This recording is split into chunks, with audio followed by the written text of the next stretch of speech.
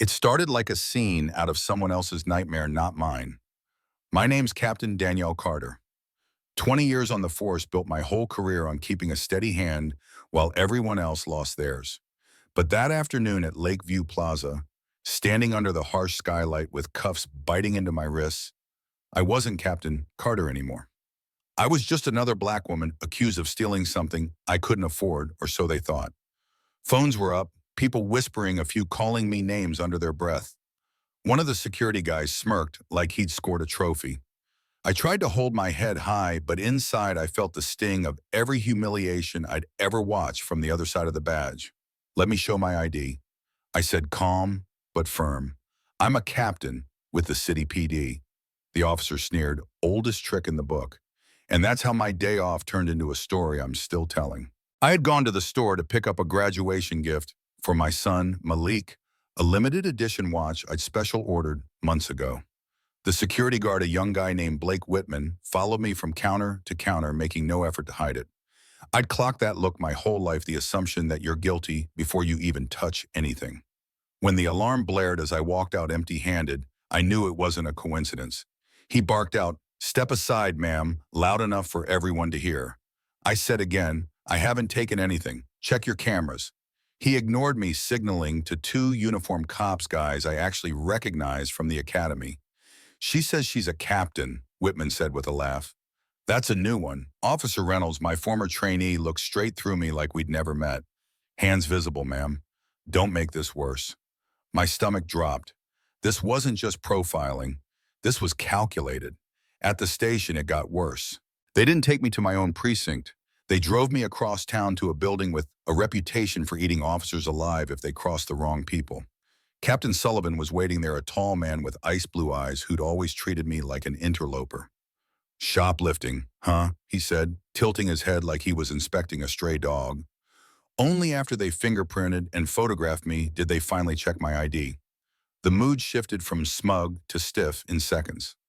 Sullivan gave me that lawyered-up apology, "Unfortunate misunderstanding," and tried to usher me out the door.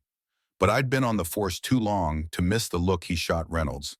The look that said, "You did good. We'll handle the fallout." Driving home humiliated and furious, I knew two things. One, the viral video of me in cuffs was already online. Two, this had been a setup. Malik was waiting at home, phone in hand, tears in his eyes. "They handcuffed you, Mom," he said, voice breaking. "They treated you like a criminal." His anger mixed with my shame, but under it all was a steady resolve. I'd spent years teaching young black officers how to stay calm under false accusations. Now it was my turn to live my own lesson. I started digging. I talked to people who'd been stopped at that same store, all black, all told the sensors went off for no reason. Most just wanted to forget. I found a few allies inside the department: Lieutenant Mike Chen from IT, Jamal from forensics, and a civil rights attorney named Ben Turner. We pieced together a pattern. Harrington's department store donated big to police galas. Certain officers got cushy assignments, and security reports of suspicious shoppers magically disappeared from official logs. It smelled like a racket. Every step we took, someone pushed back harder. My home was broken into, files stolen, veiled threats left on my voicemail. The department put me on administrative duty, then ordered a psychological evaluation, the oldest play in the book, to sideline a whistleblower. Even Malik wasn't safe. Anonymous callers mentioning his school schedule, a dark sedan parked across from our house for nights at a time. Then one evening, Zoe showed up at my door, the law student who'd filmed the arrest. She was trembling but determined. "I'm interning at the firm that represents Harrington's," she whispered. "I've seen the memos. They know their security policies target black customers. They've calculated it's cheaper to settle lawsuits than change." She slid a stack of papers across my kitchen table. For the first time, we had real proof. We were careful moving the evidence off-site, making backups, planning our next move. But before we could go public, Zoe's apartment was ransacked and she disappeared. Jamal tracked her phone to a warehouse on the riverfront. The cops on duty shrugged. "Probably saw us a burglary," they said. We knew better. That night, I gathered my small team: Chen, Jamal, two other officers willing to risk their careers.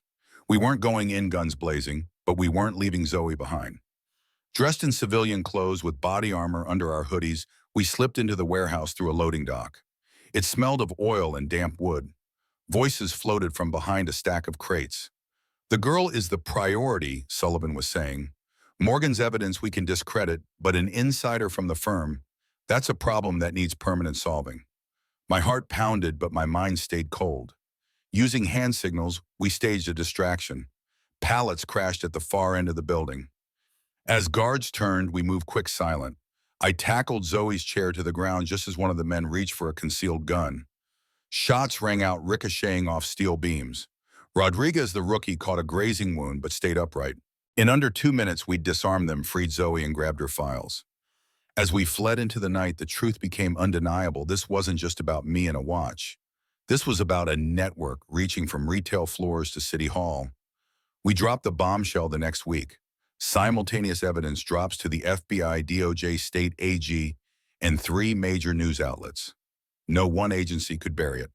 Headlines exploded: corruption scandal rocks City PD and retail giant. Sullivan and Reynolds were suspended. The store's stock tanked. City Council announced hearings. I testified not as a victim, but as a cop calling out systemic rot. This isn't a misunderstanding, I told them. It's a business model built on racism and protected by badges. My words went viral, sparking boycotts and protests far beyond our city. The counterattacks were brutal. Witnesses recanted under pressure. Evidence lockers malfunctioned. Sullivan turned up dead in his cell, suicide, they said. But each time they tried to crush us, someone else stepped up. Rebecca Harrington, daughter of the store owner, quietly approached me. I didn't know, she said, sliding accounting records showing kickbacks to Sullivan's brother. With her help, we proved the conspiracy stretched into development contracts and political donations. When Jeffrey Harrington himself bragged to me over dinner about having the governor's ear, I was wired. We had everything: names, dates, money trails.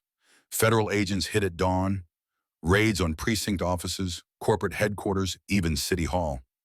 Officers led away in cuffs. The mayor's chief of staff arrested. Harrington executives indicted for racketeering and civil rights violations. For a moment, it felt like justice might actually work. But even then, some of the highest players slipped through cracks, shielded by lawyers and political favors.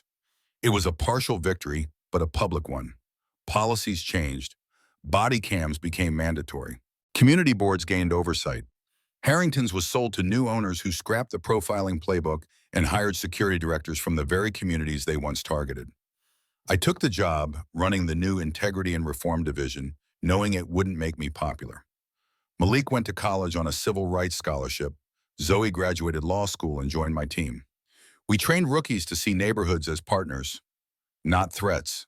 Complaints dropped, trust ticked upward, but the fight never ended. Some old guard officers still glared at me in the hallways. Anonymous threats still showed up in my inbox. Yet more and more young cops started handing me quiet thank yous, sharing tips on misconduct, believing real change was possible. One afternoon, I finally bought the watch I'd meant to give Malik a year earlier. The same store, different management, different faces at the counter, but the memory still burned. The clerk handed me the box with genuine respect. As I walked out, sunlight streaming over Lakeview Plaza, I thought about how a routine shopping trip had detonated a hidden system of discrimination. My humiliation had turned into a movement neither the department nor the corporation could ignore. That's my story, and now I want to hear yours. If you'd been standing there that day watching me in handcuffs, would you have spoken up? Do you believe real change can come from inside a broken system? Or does it take pressure from the outside to force it? Drop your thoughts in the comments. Tell me what justice looks like where you live. And if you've ever had to stand up against something unfair, share that too. Your voice matters more than you know, because justice doesn't just happen. It's built brick by ordinary people, refusing to stay silent even when it's dangerous, even when no one's watching.